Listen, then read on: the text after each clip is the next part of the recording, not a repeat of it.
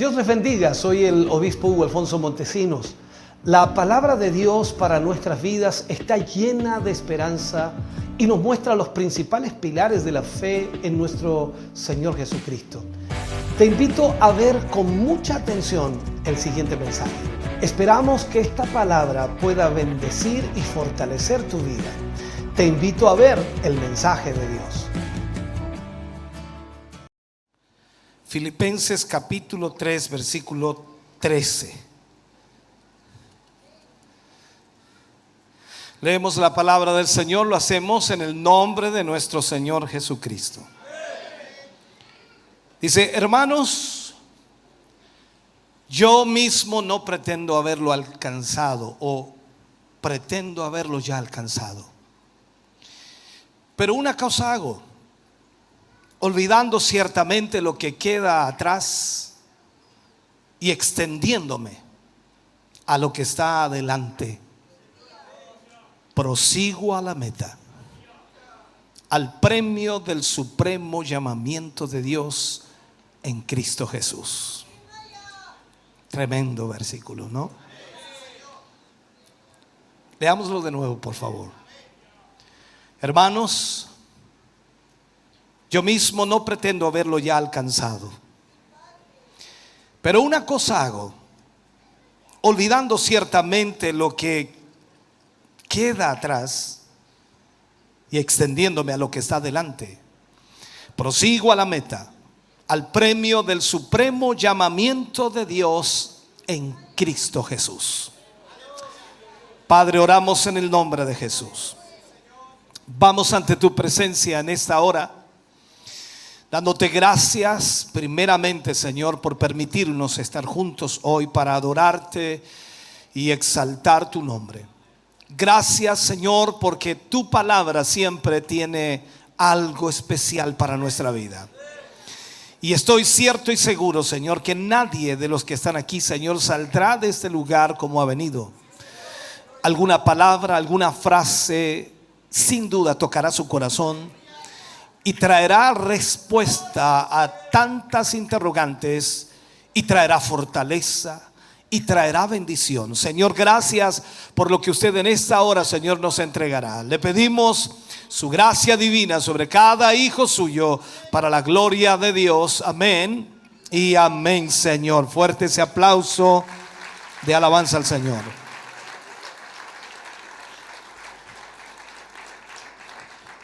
Aleluya. Hemos estado tratando una serie de lo que es el liderazgo cristiano. El título: mantén la mirada en el blanco. Mantén la mirada en el blanco. Cada uno de nosotros necesitamos sin duda poner nuestra mirada en Cristo Jesús. Podríamos decir entonces que mantener la mirada significa mantener esa mirada en el blanco perfecto. Y esto no debe ser en nuestros momentos hermosos, lindos, de vida cristiana o espiritual, sino que en todo momento de nuestra vida. Creo que algunos ya saben cuán difícil es mantener la mirada en el blanco cuando hay dificultades, cuando hay problemas, cuando hay luchas o presiones en la vida, cuando hay molestias. Sin duda cuesta mucho, pero aquí Pablo nos enfoca a que nosotros debemos mantener esa mirada siempre en el blanco perfecto. Ahora, este hábito consiste en mantener nuestra mente, nuestros anhelos, nuestra completa atención y nuestro principal enfoque, e incluso agregamos nuestra motivación a todo, absolutamente a todo lo que el Señor quiere de nosotros. O sea, todo nuestro ser debe ser dirigido a Cristo y los intereses del reino de Dios. Cuando en su vida hay conflictos y problemas y usted comienza a tomar decisiones para alejarse de Dios o alejarse del servicio a Dios, está sacando la mirada del blanco perfecto. Porque lo que Dios más desea es que nosotros tengamos nuestra mirada en Cristo Jesús y en los intereses del reino de Dios. Esto, lo que estamos haciendo aquí, es el reino de Dios. Esa palabra que resuena y que siempre la hemos escuchado: no dejéis de congregaros. Esto es el reino de Dios. Uno de los tantos motivos por los cuales nosotros debemos poner atención a lo que el Señor nos habla. El éxito de nuestra vida depende en gran manera de mantenernos firmes, constantes, creciendo, por supuesto, en aquellas cosas que verdaderamente nos ayudarán en nuestra vida cristiana. Usted tiene que identificar qué es lo que le permitirá crecer en la vida cristiana y mantenerse en esa dirección. Cuando vamos a la Biblia, allí en Primera de Corintios, Pablo habla, el capítulo 15, versículo 58. Y Pablo nos enfoca y dice así: que hermanos míos amados, estad firmes y constantes, creciendo, dice, en la obra del Señor siempre. Fíjese las palabras de Pablo: sabiendo que vuestro trabajo en el Señor no es en vano. Lo que Pablo aconseja aquí entonces es que debe haber un constante crecimiento en la vida cristiana. Y no se puede crecer en la vida cristiana si yo no tengo mi mirada en el blanco perfecto, que es Cristo, y en el reino de Dios. Usted no podrá crecer en la vida cristiana si solamente es un observador de ella, si solamente participa en la obra de Dios una vez en cuando. Necesita participar siempre y poner su mirada en el blanco perfecto. Entonces Pablo lo que nos está diciendo: para permanecer firme, para ser constante, para ser disciplinado, creciendo por supuesto siempre en la obra del Señor, esas actitudes deben estar constantemente en nuestra vida. ¿Para qué? Para poder entonces tener éxito en nuestra vida cristiana. Y aún más, tener éxito también en el liderazgo constante. Usted se enfrenta a problemas todos los días, como cualquier ser humano. Tiene conflictos. Seguramente por la mañana se levantó feliz y a media mañana ya estaba triste, y a mediodía ya estaba enojado, y ya por la tarde no quería venir. Estoy dando solamente una idea. Muchas veces nos enfrentamos a situaciones las cuales nos llevan a tomar decisiones en base a lo que estamos viviendo, ya sea emocional, espiritual, matrimonial, económico o material, cual sea la circunstancia. Y en este sentido, entonces, la única manera de mantenernos firmes en el Señor es que no importa la circunstancia, nuestra mirada tiene que estar en el blanco. Porque si voy a crecer y estoy creciendo en la obra del Señor siempre, mi actitud entonces es la que me ayuda a tener éxito en esta vida cristiana. Y al mismo tiempo, lo digo, tenemos éxito en el liderazgo.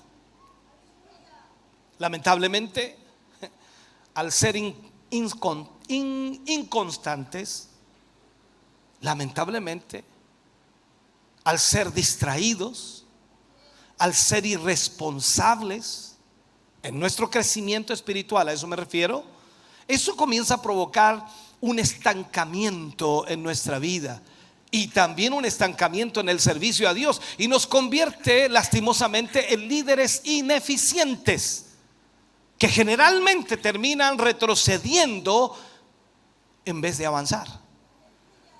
Y usted y yo sabemos por la misma palabra que retroceder no agrada al Señor.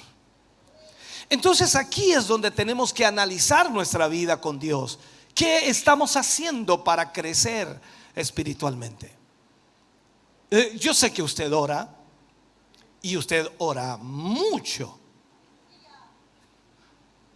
Con esos amenes yo dije, Señor,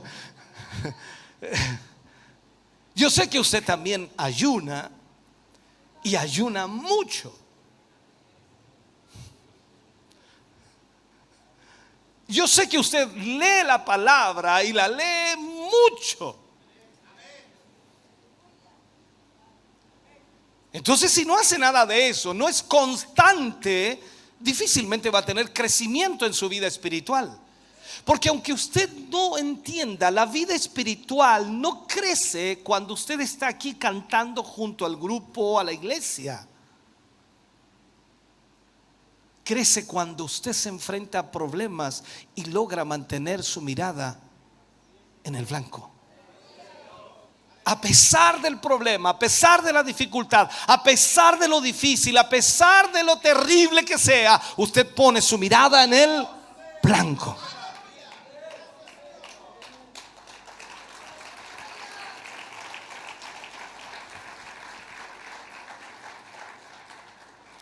Miremos las palabras de Jesús para que entendamos. Jesús en el libro de Lucas capítulo 9 versículo 62 le habla a los discípulos y les dice: ninguno, y es enfático, ninguno, o sea que no va a haber ni uno solo, ninguno que poniendo su mano en el arado mira hacia atrás es apto para el reino de Dios.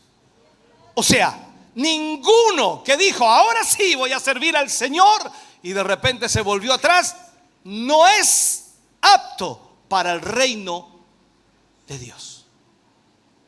Y aquí vienen las situaciones, ¿no? Usted dice, pero es que, pastor, si usted supiera lo que yo he vivido, si usted supiera lo que yo estoy viviendo, si usted supiera lo que yo estoy pasando, si usted supiera los problemas que yo tengo, si usted tuviera los problemas que yo tengo. El Señor Jesús dice: ninguno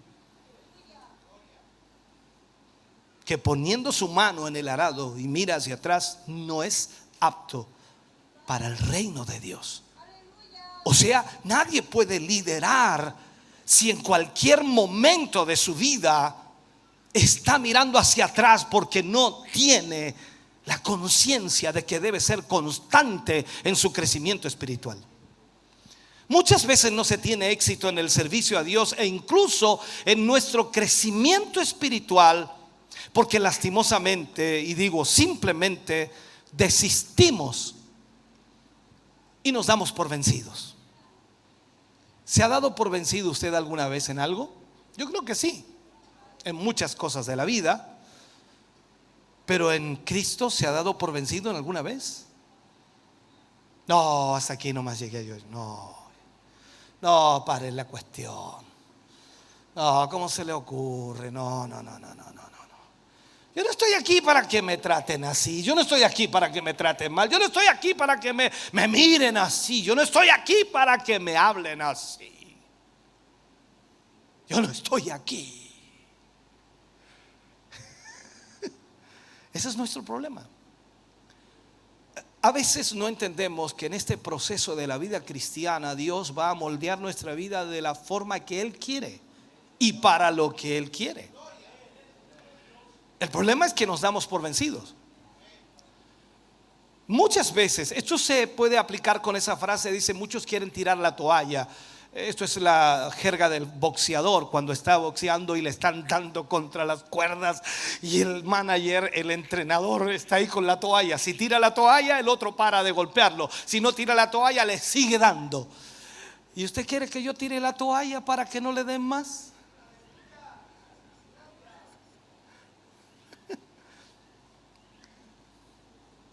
Esos silencios míos es para que usted analice. No es para que mire para el lado, analice. Entonces el problema acá es que muchos de nosotros, al tener conflictos y problemas, nos queremos dar por vencidos. ¿Por qué pasa eso? ¿Por qué cree usted? Porque no tenemos la mirada en el blanco. Usted deja de mirar el blanco y se hunde, tal como Pedro se hundió cuando dejó de mirar a Jesús cuando caminaba sobre las aguas. Extraordinario lo que hizo Pedro, extraordinario. Yo no sé cuántos pasos dio Pedro, si caminó 10 metros, 20 metros, 40 metros, no lo sé, la Biblia no lo dice. No dice cuántos pasos dio Pedro. Me imagino que usted ha dado más que Pedro.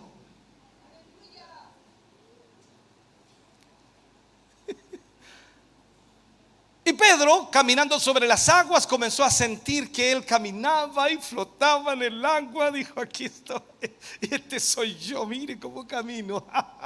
Y sacó la mirada de Jesús. No entendía que Jesús era el que lo sostenía allí. Ese es nuestro problema. A veces en este servicio al Señor, Dios nos da un talento, una capacidad, y nosotros sacamos pecho y decimos: que soy cabo, que soy cabo, que la hago bien. Y se bajas después y dice: hermano, ¿cómo estuve? Y ahí te hundes. Estás dejando de mirar el blanco. Cuando tú estás mirando siempre el blanco, te das cuenta que una, no mereces nada. Segundo, todo lo que tienes te lo ha dado Él. Tercero, el que te sostiene se llama Jesús. Cuarto, el que te ayuda, el que te provee, el que te levanta, el que te sana, se llama Jesús. Entonces tú no puedes decir nada más que gracias, Señor.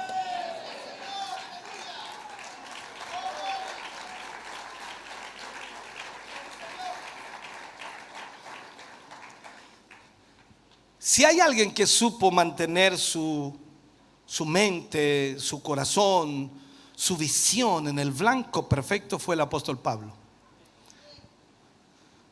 Y él decía, el apóstol Pablo, no estamos hablando de un hermano de la congregación, estamos hablando del apóstol Pablo, el que Dios usó para escribir las 14 epístolas que están en el Nuevo Testamento, el que fue el apóstol a los gentiles, el que gracias a él nosotros hemos recibido el evangelio. Oiga, hermano querido, el apóstol Pablo, y él dice, hermanos, yo mismo no pretendo haberlo ya alcanzado, pero una cosa hago, olvidando ciertamente lo que queda atrás. O sea, todo lo que queda atrás, ya sea bueno, sea malo, me olvido y sigo a la meta. Algunos tienen algún problema, vamos a poner algunos problemas, algún problema económico, y eso los tiene complicados hasta el día de hoy. Llevo 2 meses, 3 meses, y desde el primer día están estresados. Otros tienen un desamor y también los tiene agarrados ahí y no los sueltan. Y otros tienen un conflicto en el trabajo y también están ahí todos los días con eso. Pablo dice: olvidando lo que queda atrás. Doy vuelta la página y miro el blanco. Entonces Pablo dice: me extiendo a lo que está delante, prosigo a la meta. O sea, el problema no me puede detener, la dificultad no me puede detener, los conflictos no me pueden detener. El Señor me llamó para que lo siguiera a Él, y los problemas tendrán que esperar.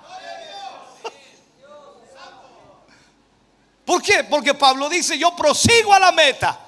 Me olvido de lo que pasó, me olvido de lo que está allá atrás, porque no saco nada con ponerme melancólico. ¿Cómo me trataron? ¿Cómo me dañaron? Y uno lo escucha. A veces me toca atender hermanos y uno piensa que pasó hace 10 minutos. ¿Y cuándo fue eso, mi querido hermano? Hace 3 años atrás. Entonces uno le dan ganas de agarrar un palo. Pero ¿cómo arrastrando todavía eso? Es que usted no sabe cómo me trataron, cómo me ofendieron, me pisotearon, me dañaron mi autoestima. Pablo nos dice: olvidando lo que queda atrás, me extiendo a lo que está adelante, prosigo a la meta. Y agrega: al premio del supremo llamamiento de Dios en Cristo Jesús. O sea, para él la meta suprema era Cristo. Y todo, hermano querido, debe estar allí. Toda la vida de Pablo estaba enfocada en ser fiel al llamamiento que él había recibido de Cristo. ¿Sabe? Todos nosotros nos movemos de acuerdo a nuestras prioridades. Basados, por supuesto, en ellas, fijamos nuestras metas, que de alguna manera nos mantienen en el campo del juego, por decirlo así.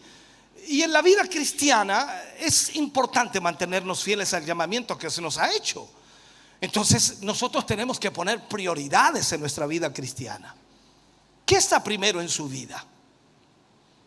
Claro, usted como está en la iglesia, lógicamente yo sé lo que me va a responder, pero sea honesto consigo mismo. ¿Qué está primero en su vida? Ay, mi niñito lindo que el Señor me dio. A ver, ¿qué está primero en su vida? No, mi gordo, mi gordo.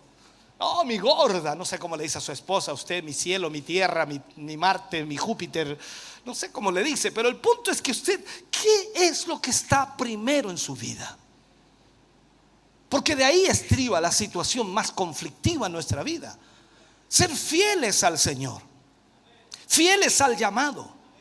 Ahora, es justo preguntarnos entonces, ¿cómo este hábito puede ayudarnos en gran manera en nuestra carrera como líderes cristianos? Si tenemos a Cristo como principal, si Él es nuestra meta, si Él es nuestro blanco perfecto, entonces es un hecho de que nuestra vida va a enfocarse correctamente.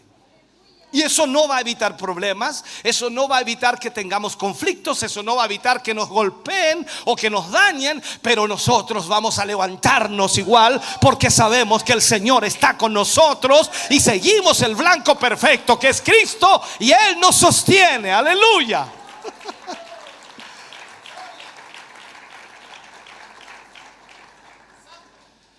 Entonces, mantener nuestra mirada en el blanco perfecto nos ayuda a no ser seducidos por el pecado. El pecado nos está rondando constantemente. Nos está dando vuelta, el pecado siempre nos da vuelta y nos da vuelta alrededor nuestro, buscando una grieta, buscando alguna cosa que pueda tomarse y agarrarse y da vueltas y vueltas. Eso lo digo en el sentido de la Biblia también. Satanás, el diablo, anda como león rugiente buscando a quien devorar. El pecado es así. Entonces, una de las razones por las cuales muchas personas no avanzan en su vida cristiana e incluso retroceden en vez de avanzar es por causa del pecado.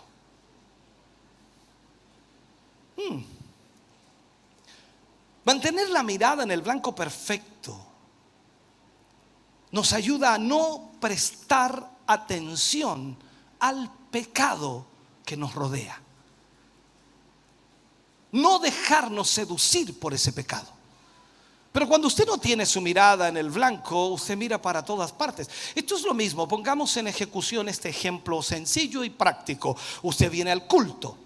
En el culto venimos a adorar y alabar a Dios. Es un hecho entonces que cuando están cantando, usted canta. Cuando están orando, usted ora. Qué lindo.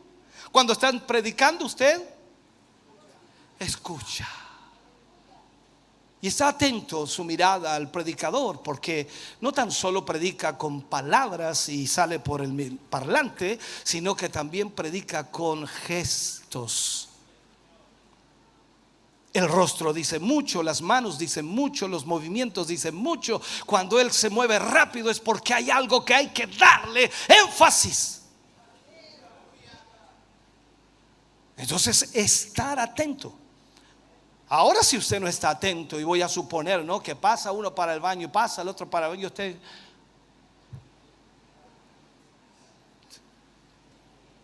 después le preguntan al final, hermano, ¿cómo estuvo el mensaje? Bueno. ¿Dónde predicó? No sé. Porque estuvo totalmente desatento a aquello. Esto es lo mismo con el pecado. Si usted no está atento al blanco que es Cristo y no está atento a lo que Dios quiere que usted haga en su obra, en el crecimiento cristiano, entonces fácilmente el pecado le va a llamar la atención. Usted se va a ir de aquí y dice: ya estuve en la iglesia, mujer, ya estuve en la iglesia, ahora voy a disfrutar con mis amigos. ¿Qué? O sea, no entiendes nada. Yo entiendo, se puede disfrutar con los amigos, pero ¿qué hacen tus amigos ahí? Bueno, conversamos. Y mientras conversan, comemos. Y mientras comen, bebemos. Y mientras beben, pelamos. Y comienzas tú a sacar la hebra, ¿no? Y la hebra sale larga. Entonces al final el pecado siempre está allí, de alguna u otra manera. Tú sabes que levantar falso testimonio contra alguien, eso es pecado. Hablar mal de alguien es pecado. Tú no puedes llegar y hablar de alguien y decir: no, es que usted no lo conoce, yo lo conozco. Y aunque lo conozcas, no te da derecho a hablar, levantar falso testimonio. Generalmente el diablo busca la forma de alejarnos de Dios. Eso es lo que el diablo busca, de provocar nuestra caída del evangelio. Si no lo logra, entonces el diablo comienza a hacer lo que sea posible. Entonces busca la forma de, ¿cómo llamarle así? De ensuciar nuestra vida cristiana con el fin de manchar nuestra conciencia y al mismo tiempo restar autoridad a nuestra vida. Eso es lo que el diablo hace. ¿Sabe? Hoy en día vivimos en un mundo donde muchos cristianos, incluso líderes cristianos, viven con pecados ocultos. Y eso provoca que nuestro servicio en la obra de Dios, estoy hablando de todos los líderes, esto provoca que el servicio en la obra de Dios sea inefectivo.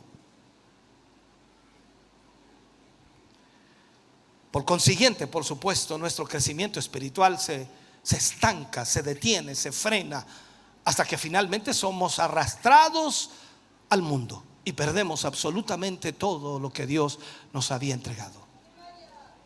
En la Biblia encontramos una historia que nos ilustra lo que de alguna manera estamos hablando. Ojalá logre entenderla. Yo la entendí, trataré de explicársela también para que usted la entienda. Vamos al libro de Zacarías, capítulo 3, versículo 1 al 7. Son varios versículos porque creo importante poder marcar bien esto. Zacarías capítulo 3 versículo 1 al 7 dice: me mostró al sumo sacerdote Josué. Ponga atención, Josué, el cual estaba delante del ángel de Jehová, y Satanás estaba a su mano derecha para acusarle. ¿Me está entendiendo, cierto? Y dijo Jehová a Satanás: Jehová te reprenda. Mira, es extraño esto. Y dijo Jehová a Satanás: Jehová te reprenda, oh Satanás. Jehová, que ha escogido a Jerusalén, te reprenda. Y dice: ¿no es este un tizón arrebatado del incendio? Y Josué estaba vestido de vestiduras viles, el sacerdote, y estaba delante del ángel. Y habló el ángel y mandó a los que estaban delante de él, diciendo: quitad o quitadle esas vestiduras viles. Y a él le dijo: mira que he quitado de ti tu pecado y te he hecho vestir de ropas de gala.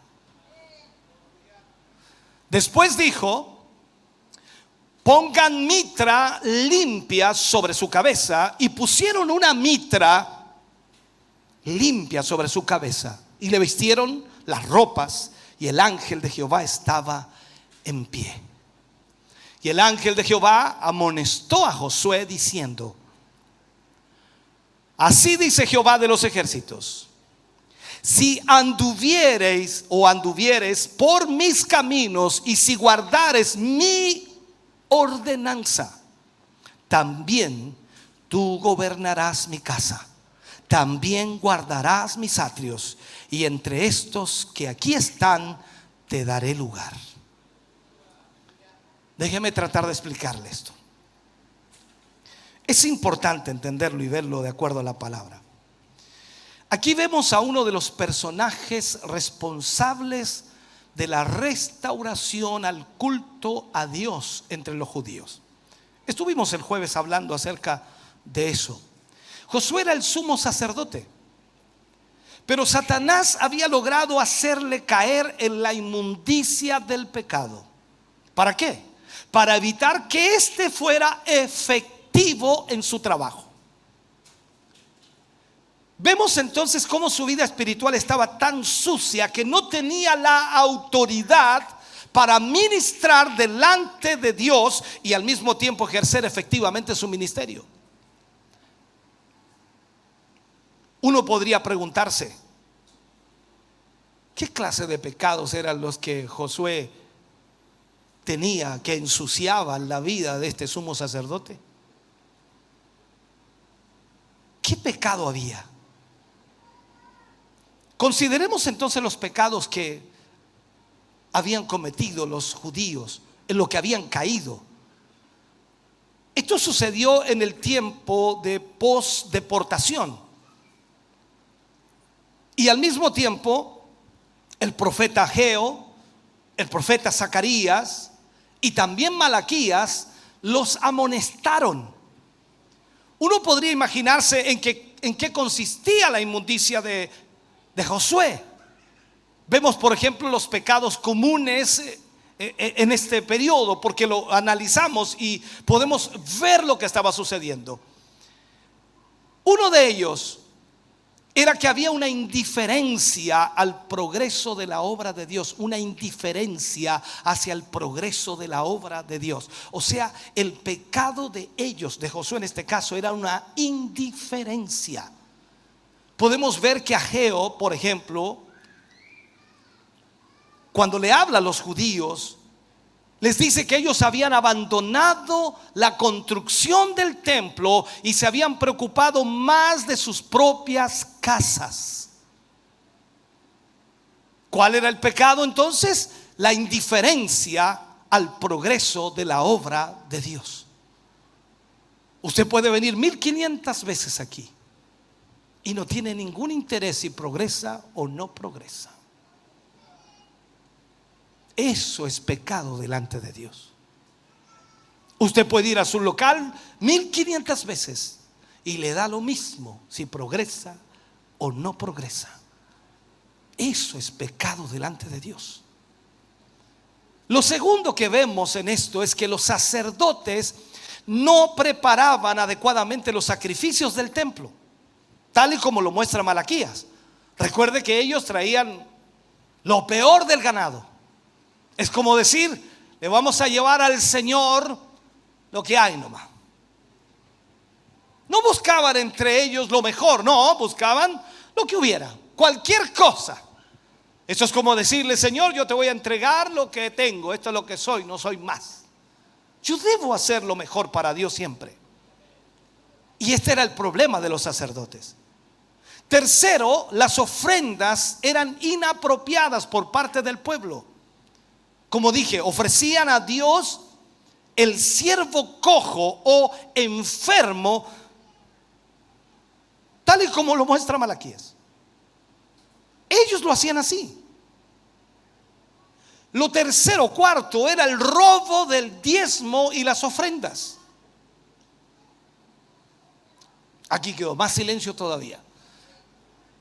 El robo de los diezmos y las ofrendas. O sea, vemos aquí, pareciera, ¿no?, que cuando hablábamos del pecado de Josué, pareciera que no, Josué se metió con alguien, Josué robó a alguien. O sea, no, aquí está hablando de lo que el pueblo de Israel hacía. Malaquías nos muestra pecados entre el pueblo como el adulterio, casamiento con incrédulos, tratos engañosos y toda clase de impurezas. También nos muestra que no guardaban el sábado para honrar a Dios. Recuerde que Israel debía guardar el sábado, sino que lo usaban para comercializar, tal y como lo vemos en Nehemías. Tristemente, y lo digo así, estos pecados se repiten nuevamente en nuestra época. Y de alguna forma muchos líderes cristianos se encuentran sucios por la inmundicia de estos pecados. Sabemos que la intención del diablo es destruirnos, es conducirnos a la condenación eterna. Eso es lo que el diablo quiere, que usted y yo nos perdamos eternamente. Pero mientras vivamos en santidad para Dios, Satanás jamás podrá tocarnos, a menos que Dios se lo permita, tal y como lo hizo con Job. ¿Recuerda usted el libro de Job? Capítulo 1, versículo 9 y 10, para marcar estos dos versículos. Allí la palabra de Dios dice: respondiendo Satanás a Jehová, dijo: ¿acaso teme Job a Dios de balde? Pregúntese en este momento: ¿usted teme a Dios de balde? ¿No lo entiende? Le sigo leyendo para que lo logremos entender.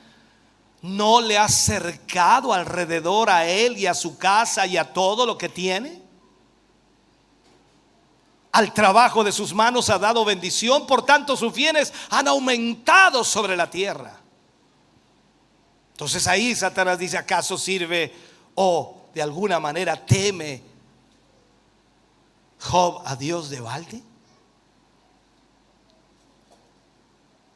Satanás lo que buscaba, en otras palabras, era desviar a Job de lo que estaba haciendo para Dios.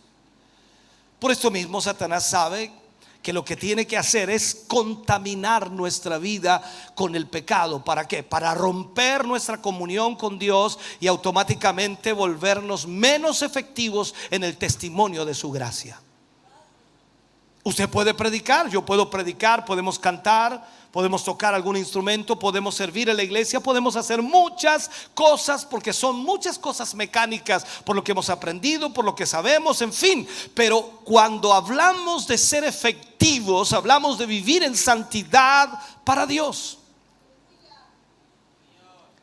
Si hay algo que Satanás sabe hacer, es ensuciar todo lo que él toca, especialmente al pueblo de Dios. Satanás está manchando al pueblo de Dios. Por eso también la escritura dice que él vendrá por una iglesia sin mancha y sin arruga ni cosa semejante. ¿Por qué lo dice? Porque Satanás lo que quiere hacer es manchar su iglesia. El ejemplo perfecto lo vemos allá en el huerto de Edén, cuando Satanás engaña a Eva para que comiera del fruto prohibido, y así logró introducir el pecado en la humanidad. Satanás no se duerme, Satanás no se quedará tranquilo. Usted logró ganar una batalla, gracias a Dios y a su misericordia, Satanás volverá a atacarlo. Usted logra ganar una guerra, Satanás volverá a tocarlo. Eso es lo que hace Satanás. Entonces, ¿qué sucede aquí? Satanás siempre tratará de ensuciar la obra de Dios. ¿Te recuerdas cuando Satanás trató de usar a Balaam para maldecir al pueblo de Israel? Lo que quería era quitarles la protección, haciéndoles caer en el pecado. Y es un hecho, entonces, cuando tú ves la historia, que después Balaam creó la forma de que el pueblo de Israel cayera en pecado y les envió mujeres moabitas, lo cual provocó la ira de Dios a través de una gran mortandad. No logró profetizarles maldición, pero logró hacer que el pueblo de Israel cayera en pecado. La atracción de las mujeres moabitas. Satanás no se duerme.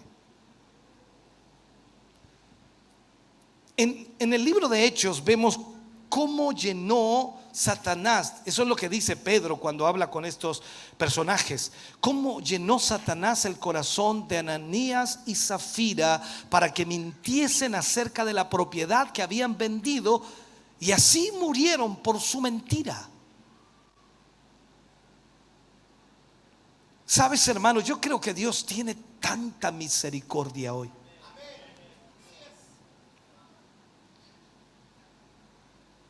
Estamos viendo la misericordia de Dios en una forma increíble. Pero ¿sabes lo que me da temor? El abusar de esa misericordia. Porque tú y yo hemos hecho tantas barbaridades y tantas cosas que no agradan a Dios, que son pecado. Y claro, hemos ido a las plantas del Señor y Él nos ha perdonado, por su sangre nos ha limpiado, pero volvemos a recaer otra vez. Entonces, ¿hasta cuándo Dios tendrá misericordia?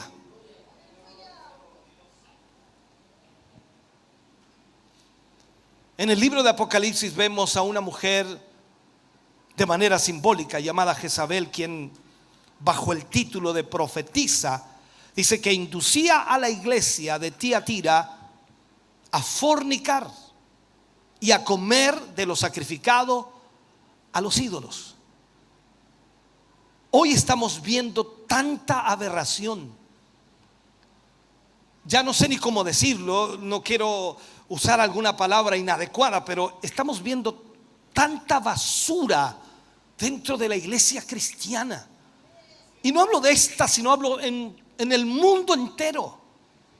Hoy día con esto de las redes sociales tú puedes ver tanta porquería.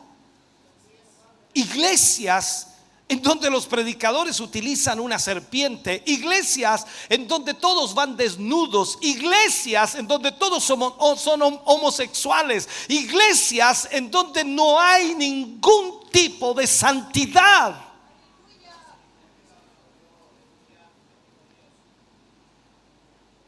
Una de las estrategias del diablo es introducir una nueva vida de inmundicia, una forma de vida diferente a lo que hemos aprendido a través de la palabra. El pecado comienza a llamar la atención de la iglesia para restar nuestra efectividad en la hora del Señor y al mismo tiempo hacernos caer en el futuro. El diablo tendrá paciencia contigo, no te preocupes, comenzará de a poquito, de a poquito.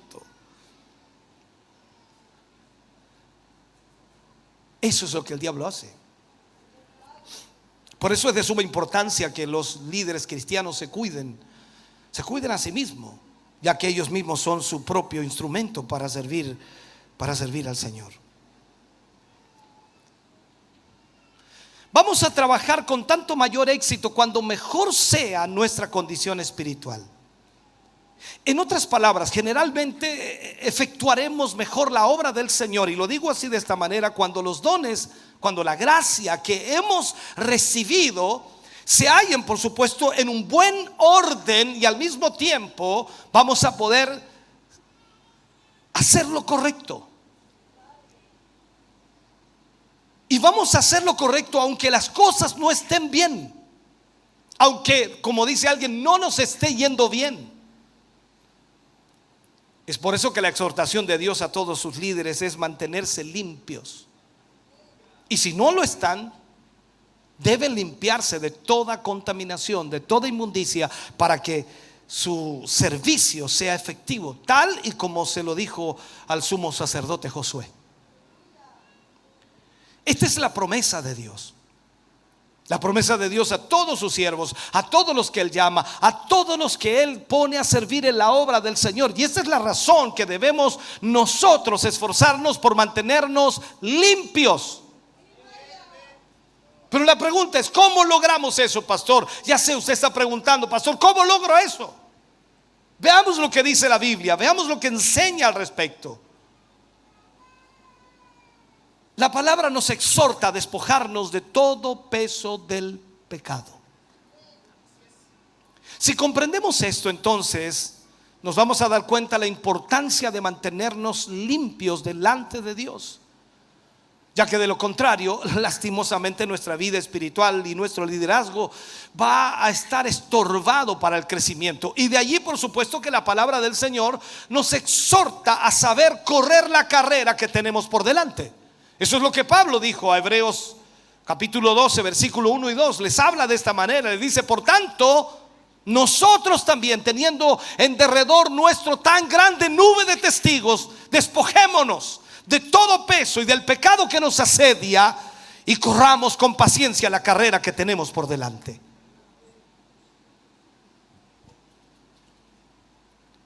Puesto los ojos en Jesús, el autor y consumador de la fe, el cual por el gozo puesto delante de él sufrió la cruz, menospreciando el oprobio, y se sentó a la diestra del trono de Dios.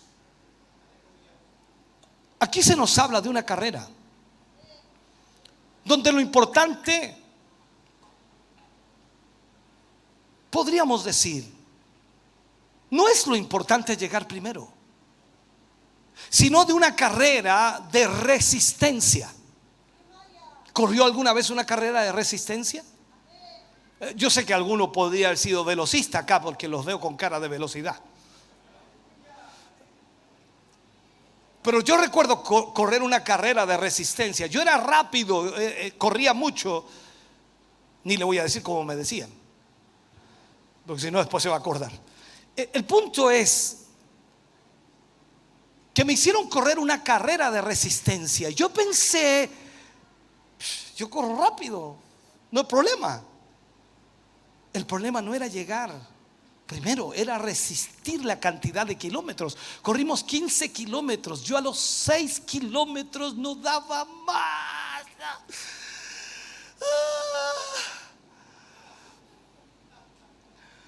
La respiración, el corazón, no hallaba ni cómo respirar. Se me olvidaba que se respira por la nariz o por la boca, la nariz, la boca, la nariz, la nariz, la boca.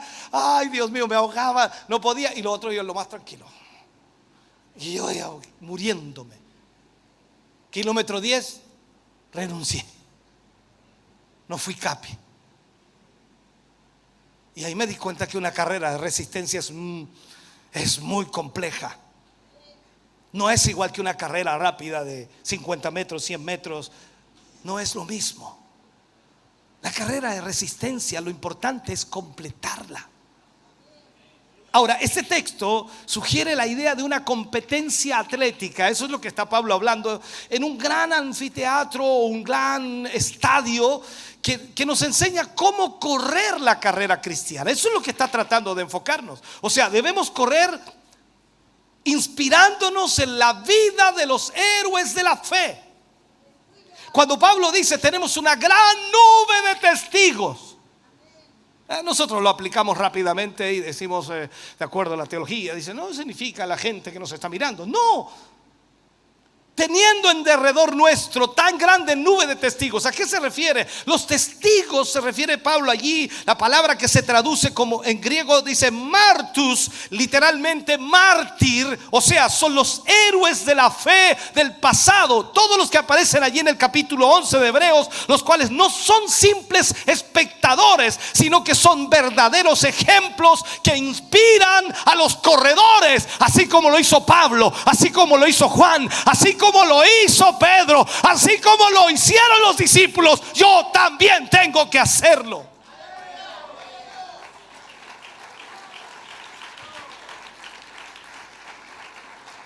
Por eso es importante estudiar las biografías de los apóstoles del Señor, como Pedro, Pablo, Juan, Santiago, entre otros. Estudiar qué es lo que hicieron, cómo llegaron a la meta. No fue de un día para otro, fue un proceso largo. Cuando tú escuchas las palabras de Pablo, he corrido la carrera, he peleado la batalla. ¿Y en qué momento lo estaba diciendo? Cuando le iban a cortar la cabeza. ¿Te imaginas tú? Te llevan ahí al patíbulo para cortarte la cabeza. ¿Qué es? ¡No! ¡No! ¡No! ¡Mamá!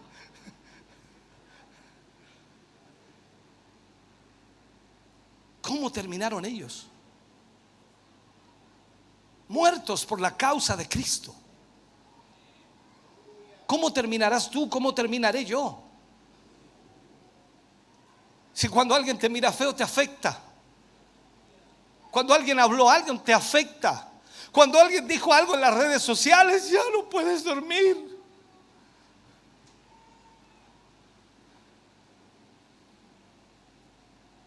Hay una nube de testigos, hombres de Dios que en el pasado dieron su vida para marcar una diferencia y para decirnos a nosotros a gritos que así se sirve al reino de Dios. Cuando estudiamos la vida de cada uno de ellos, todos estos hombres, sus pruebas, su paciencia, su perseverancia, los logros, el testimonio, eso nos ayuda para inspirarnos a nosotros y unirnos, por supuesto, a todo ese ejército de héroes de la fe.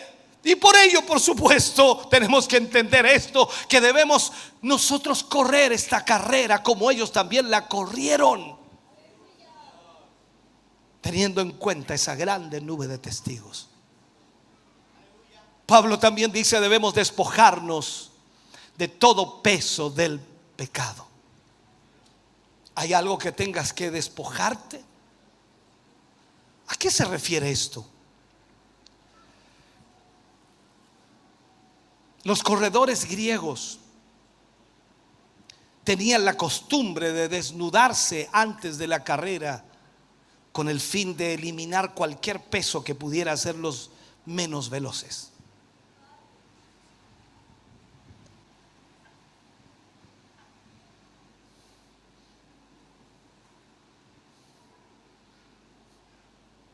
Para correr más, despojándose de todo peso.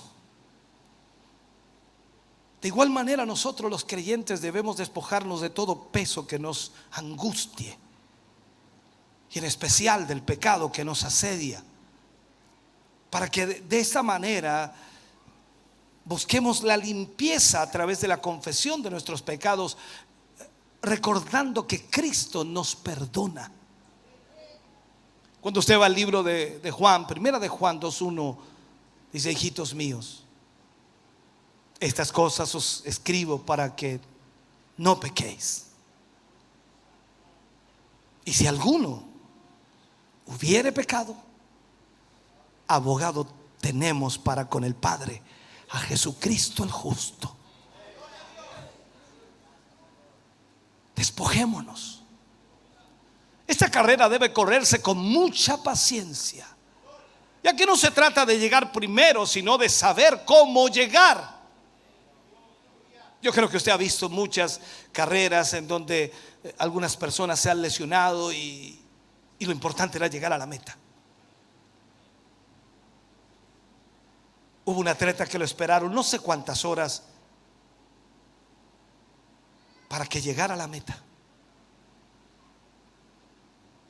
Ya habían cruzado la meta hace mucho tiempo los que corrieron junto con él. Y cuando ese hombre entró al estadio, una ovación lo esperaba. Era el último, pero él, manqueando, cojeando, dio la vuelta al estadio bajo una ovación. Y cuando llegó a la meta, la gente lo ovacionó con una fuerza increíble, porque lo importante era llegar a la meta.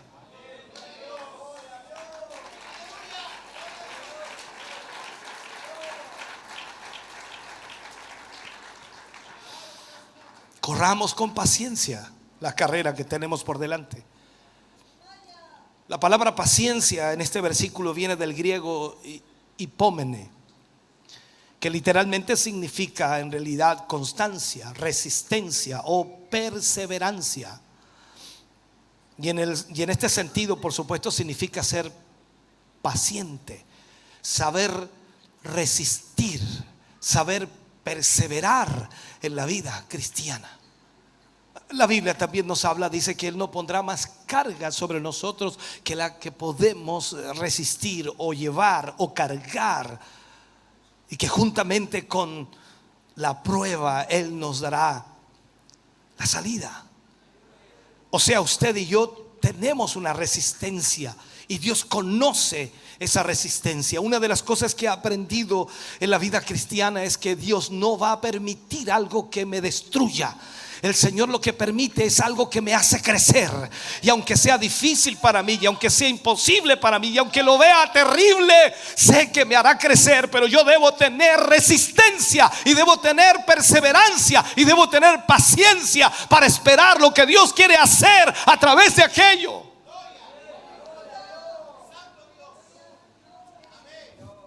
Hoy podemos criticar a esos antiguos pentecostales que quizás no tenían mucho conocimiento bíblico en cuanto a teología, profundidad, interpretación, hermenéutica. No tenían mucho de eso, pero increíblemente ellos tenían una realidad y decían ellos constantemente cuando oraban: Señor, en medio de las pruebas y dificultades, Señor, no me quites la prueba.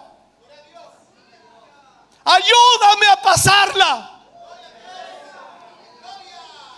Mira los evangélicos de hoy, mira los cristianos de hoy. Lo único que vienen a hacer es a llorar, lamentarse porque están sufriendo algo y no entienden que Dios está trabajando para hacerlos mejores de lo que son.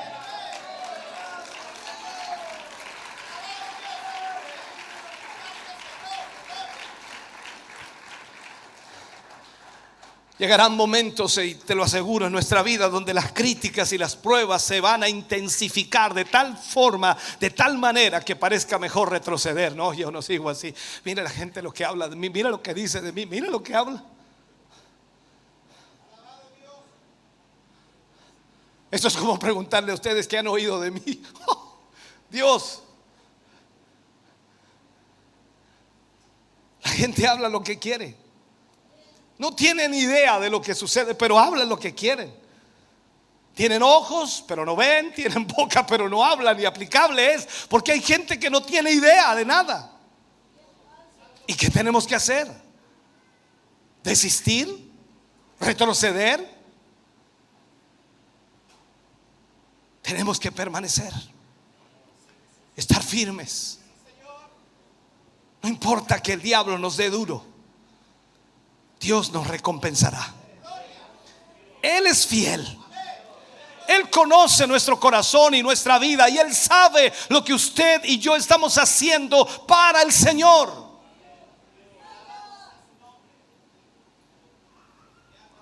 Finalmente Pablo dice: debe correrse con los ojos puestos en el blanco perfecto, que es Jesucristo.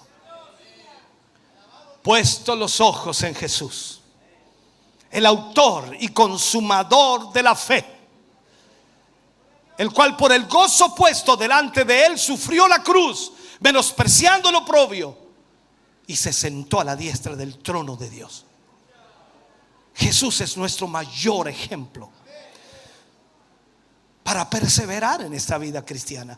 O sea, debemos entender que nuestro servicio, hermano querido, no es para un hombre, no es para una mujer, no es para nadie de esta tierra.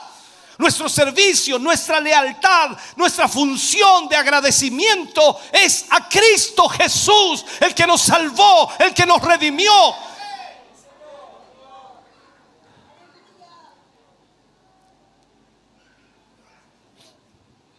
Cuando nuestra mirada está puesta en Jesús, su sacrificio, su victoria sobre la muerte nos inspira y nos ayuda a no ceder ante las tentaciones que este mundo nos ofrece, a no ceder ante lo que el diablo nos está tratando de hacer caer. Entonces el hábito de siempre mantener la mirada en el blanco perfecto nos ayuda a no dejarnos engañar por las tentaciones de ceder al pecado. Porque es una verdad, hermano, nuestra inspiración es aquel que fue tentado en todo, pero sin pecado, que fue tentado por el mismo diablo y venció al tentador. Aquel que menospreció el oprobio para que por su muerte y sus sufrimientos nosotros fuésemos hechos libres de la condenación eterna y herederos de todas sus promesas. Por lo tanto, debemos mantener nuestra mirada en el blanco perfecto. Eso nos ayuda a no desviar nuestra atención de las cosas espirituales. ¿Cómo está en lo espiritual usted? Gracias, gracias. Bien, gracias. ¿Cómo está en lo espiritual usted? ¿Cómo está en lo espiritual usted? ¿Sabe que eso desespera a algunos? Cuando yo hago eso desespera a algunos. Ya se puso loco ya.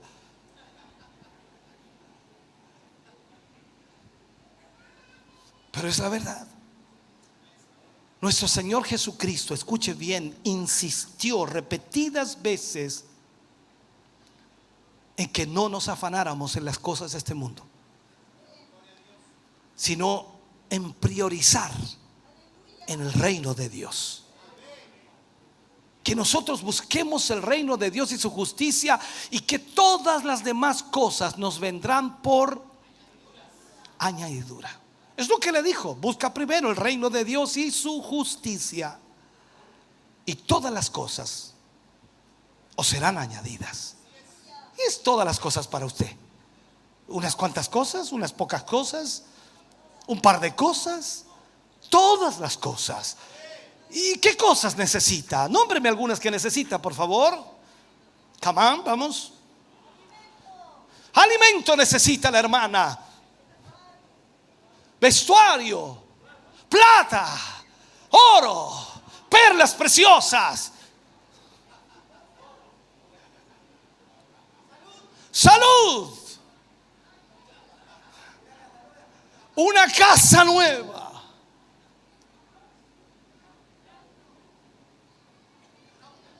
Póngale un micrófono a esta gente. Grítelo, como cuando le grita a su niño cuando se escapa: ven para acá, te voy a dar. Grite. Una iglesia más grande. ¿Se fijó los amenes? Extraordinario. ¿Qué necesita?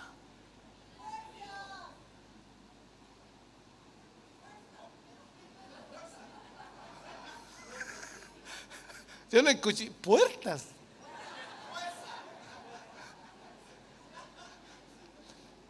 Todas las cosas os serán añadidas. Todas tus necesidades, todo lo que tu familia necesita, cuando tú buscas a Dios, el reino de Dios, y cuando te pones al servicio del reino de Dios, todas las demás cosas te serán añadidas.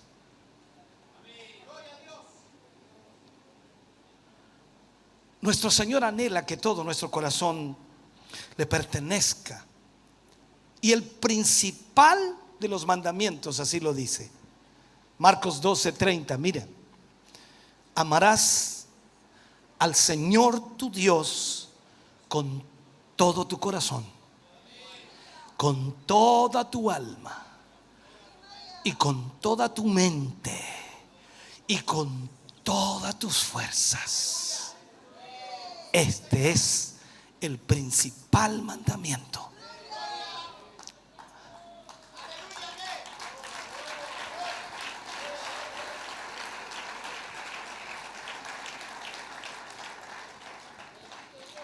Por otro lado, también las Escrituras nos piden que como hijos de Dios pongamos nuestra atención en las cosas espirituales.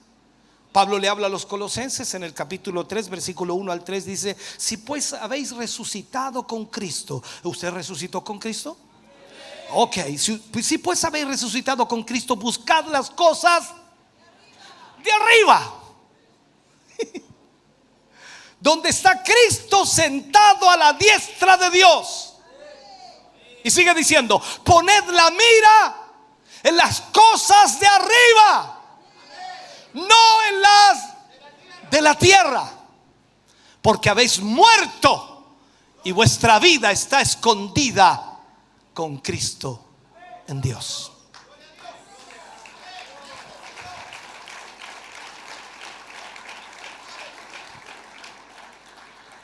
Sabes, este mundo va a tratar de desviar nuestra atención de las cosas espirituales, tratándonos de una u otra manera con los deseos de la carne, la pasión de la vida, los deseos de los ojos, o la vanagloria de la vida, como dice la Escritura. Pero cuando Juan dice que debemos amar las cosas de arriba. Y nos dice que no debemos amar las cosas del mundo, que son perecederas. Mira lo que dice Juan, 1 de Juan 2, 15, 17. No améis al mundo. No améis al mundo. No améis al mundo. No améis al mundo, ni las cosas que están en el mundo. Si alguno ama al mundo, el amor del Padre no está en él. Porque todo lo que hay en el mundo, los deseos de la carne, los deseos de los ojos y la vanagloria de la vida, no provienen del Padre, sino del mundo.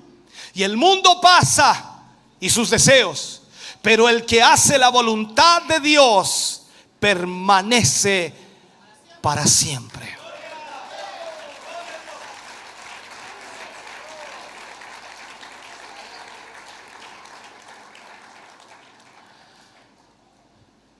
¿Sabes? Vemos hoy día el engaño de Satanás que ha montado y quiere seducir a través de las vanidades que este mundo nos ofrece.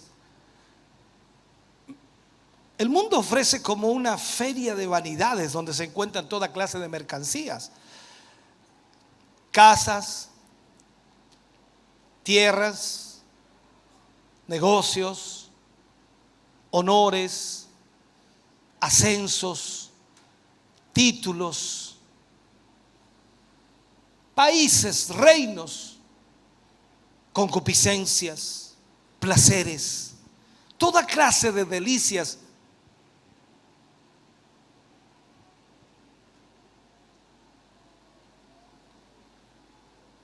Nos ofrece de todo.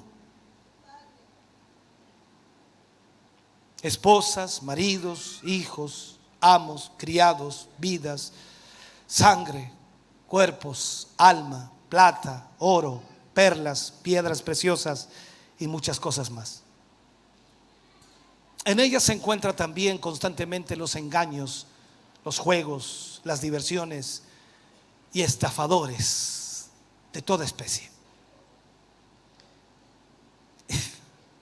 Y en este relato, hermano querido, el mundo es como una feria de la vanidad, que de alguna manera está en medio del camino de todo cristiano y tiene como fin seducirlo, arrastrarlo con toda clase de vanidades y desviarlo del propósito de Dios, y que su vida de alguna manera se desconecte de Dios.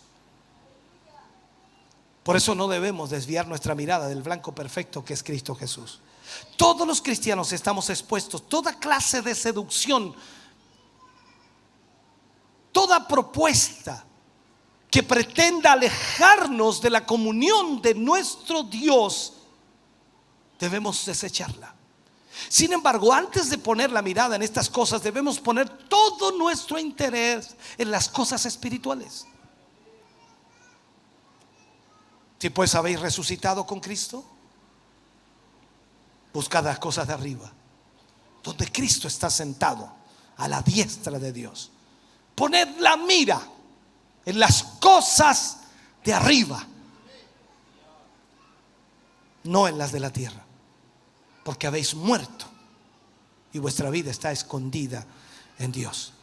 Entonces, cuando vemos esto que Pablo dice, en este sentido, nuestra mirada está puesta en Cristo. Todo lo que se refiere a lo espiritual nos interesa en gran manera, a tal punto que por amor a Él no permitiremos que los ofrecimientos de este mundo nos reduzcan o nos seduzcan o nos alejen de sus tesoros espirituales. Déjame terminar. Creo que es tiempo. No sé cuánto tiempo llevo, pero debo terminar. Podemos entonces decir que mantener nuestra mirada en el blanco perfecto nos ayuda a mantenernos en el camino correcto y alcanzar la promesa del Señor. Cristo y su llamamiento es nuestro blanco. Su obra expiatoria debe inspirarnos a seguir el camino que Él ha trazado, por supuesto, para cada uno de nosotros, y también a cumplir fielmente el llamamiento que tenemos de ser sus testigos en esta tierra. Mira esto. Cuando vemos la Biblia en el libro de Hebreos y vemos a los héroes de la fe, busca hoy en este tiempo a héroes de la fe. ¿Tienes algún héroe de la fe hoy? Alguien del cual tú puedas decir: ese hombre es un hombre de Dios.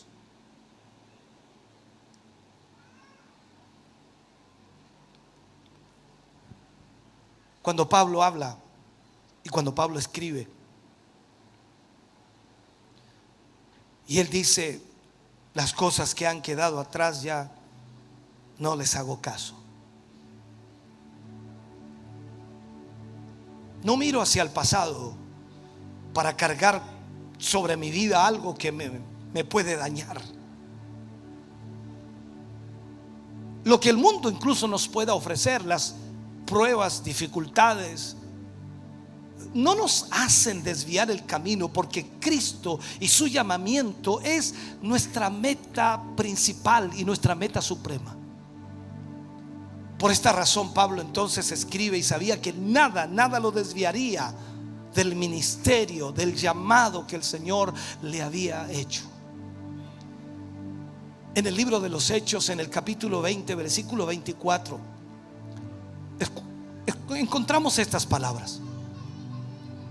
Y dice: pero de ninguna cosa hago caso. Mira esto: de ninguna cosa hago caso, ni estimo preciosa mi vida para mí mismo, con tal que acabe mi carrera con gozo y el ministerio que recibí del Señor Jesús, para dar testimonio del evangelio, de la gracia de Dios.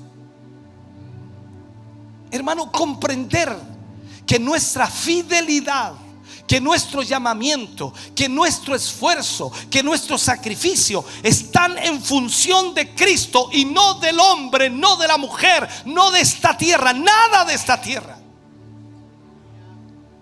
Usted y yo no estamos aquí para que nos aplaudan. Usted y yo no estamos aquí para que nos vitureen. Usted y yo no estamos aquí para que la gente nos estime o nos quiera. Estamos aquí para servir al Señor. Y si eso significa tener escarnio de la gente, y si eso significa la burla de la gente, y si eso significa el menosprecio de la gente, debemos aceptarlo, porque estamos aquí por Cristo.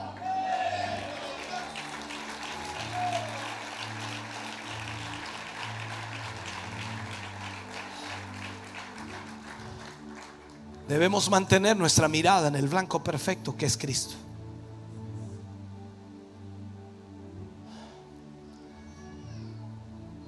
Y aunque el tiempo pase, nuestra mirada siempre tiene que estar en Él. Nuestro amor, nuestro compromiso debe ser por el Señor Jesús. Jamás debe menguar, sino que debe seguir creciendo cada día en nuestra vida el deseo de servir al Señor. Usted y yo hemos recibido un llamado de Dios a servirle a Él, y no es fácil, pero lo hacemos para Él. Y no importa los resultados, sean buenos o malos, nuestra vida espiritual está bien. Es como ese hombre que compuso esa alabanza: estoy bien. Recuerdo haber estudiado la historia. En este momento no la recuerdo totalmente, pero sé que ese hombre venía cruzando el mar.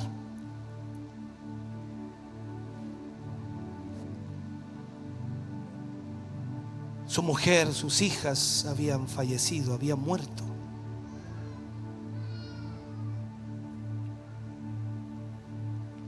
Y él escribe: estoy bien con mi Dios.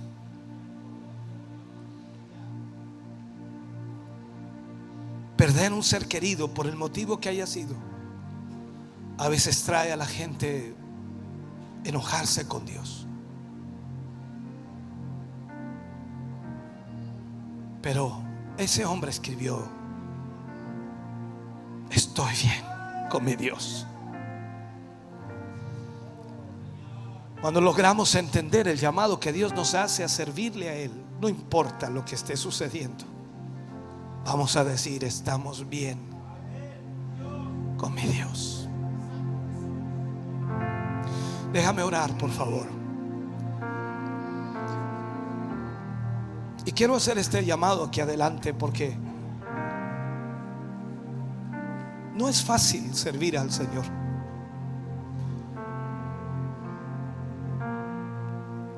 Porque tus luchas y mis luchas son las que impiden servir bien a Dios.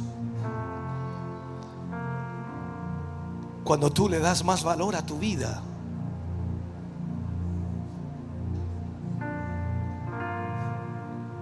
y menos valor a Él,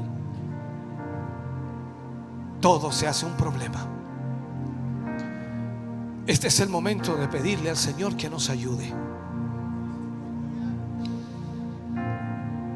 Que nos ayude a aceptar las turbulencias de la vida, y que nos ayude a aceptar todo lo que pueda suceder. Y a pesar de lo que ocurra, nosotros seguiremos sirviéndole, porque Él nos ha llamado a servirle. Y nosotros amamos a Dios con todo nuestro corazón, con toda nuestra mente,